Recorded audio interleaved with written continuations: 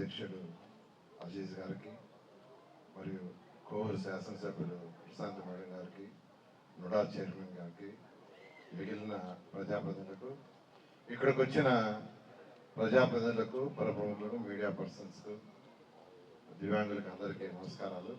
ఈరోజు నిజంగా చాలా చాలా సంతోషంగా ఉంది.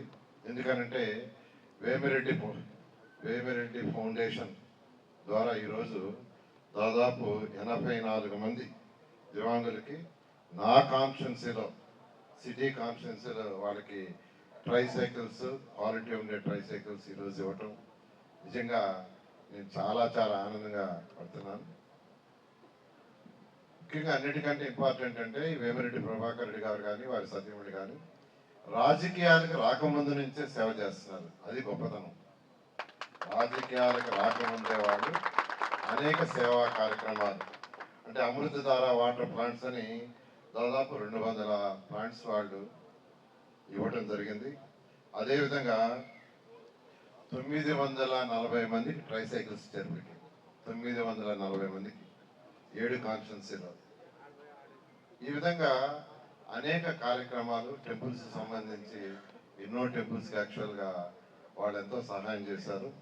అదేవిధంగా వీరి ఫౌండేషన్ ద్వారా అనేక మందికి కంటి పరీక్షలు చేయించి వాళ్ళకి ఉచితంగా కళ్ళద్దాలు ఇవ్వటం.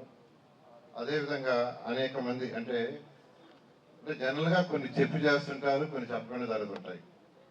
నాకు చాలా మంది చెప్పారు, సార్ ఇబ్బంది అని పోతే వేమిరెడ్డి ప్రభాకర్ రెడ్డి గారు కాదనకుండా చేస్తారు. అలా అనేక సేవలు నెల్లూరులో చేస్తూ ఈరోజు నేను శాసనసభ్యులుగా నెల్లూరు సిటీకి ఉన్నాను. వారు ఎంపీగా ఉన్నారు. వారికి డబ్బుతో అవసరం లేదు. వారికి 1000 కోట్లు ఉంది. సంపాదన కోసం రాజకీయాలకు రాలా. అందరూ నెల్లూరు పార్లమెంట్లో అందరూ గుర్తుపెట్టుకోవాల్సింది, వారు సంపాదన కోసం రాజకీయాలకు రాలేదు. కేవలం ప్రజలకు సేవ చేయాలా, సేవ కోసం వచ్చారు. వారి సతీమణి గారు కూడా సేవ కోసం వచ్చారు. ఎందుకంటే తెలుగుదేశం పార్టీలోకి వచ్చేటప్పుడు నేను యాక్చువల్గా వేమిరెడ్డి ప్రభాకర్ రెడ్డి గారితోనూ ఆయనతో మాట్లాడున్నా. ఒకటే చెప్పింది, మాకు డబ్బులతో అవసరం లేదు సార్, మాకు అన్నీ ఉన్నాయి, ప్రజలకు సేవ చేస్తాం, ప్రజల గుండెల్లో ఉండాలి, అందుకోసం వస్తున్నానని చెప్పడం. ఆ రోజు ముఖ్యమంత్రి గారు కూడా వాళ్ళని ఆహ్వానించి సేవ చేసేవాళ్ళు కావాలనే ఉద్దేశంతో యాక్చువల్గా వెంటనే వారికి టికెట్ ఇవ్వటం, కంటెస్ట్ చేయడం జరిగింది. కాబట్టి వాళ్ళు వచ్చిన ఉద్దేశం సేవ చాలా క్లియర్గా.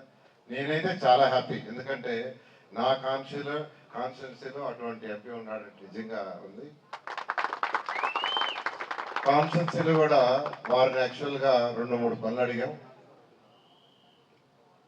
వారి యొక్క అంటే గవర్నమెంట్ పనులు కాదు, గవర్నమెంట్ పనులు ఎలా చేస్తున్నారు, సెంట్రల్ గవర్నమెంట్ ద్వారా తీసుకురావచ్చిన బ్రిడ్జ్ ఏదైతే మన హాస్పిటల్ దగ్గర, సింహపురి హాస్పిటల్ దగ్గర ఉందో అక్కడ శాంక్షన్ చేయించారు.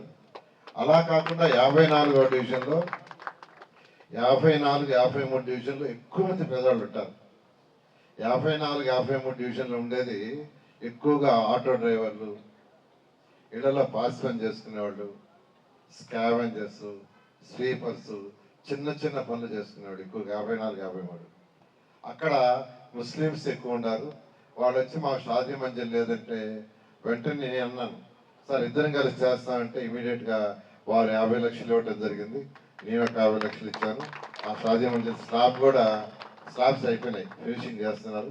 త్వరలో దాన్ని కూడా కంప్లీట్ చేసి ఇనాగ్రేషన్ చేస్తాం. సో నా కాన్స్టిట్యున్సీలో ఒక మంచి షాదీ మంజిల్ అక్కడ వచ్చేదానికి, వారు చేసిన దానికి వారికి ప్రత్యేకంగా నేను నెల్లూరు సిటీ ప్రజల తరఫున ప్రత్యేకంగా ధన్యవాదాలు తెలియజేస్తున్నాను.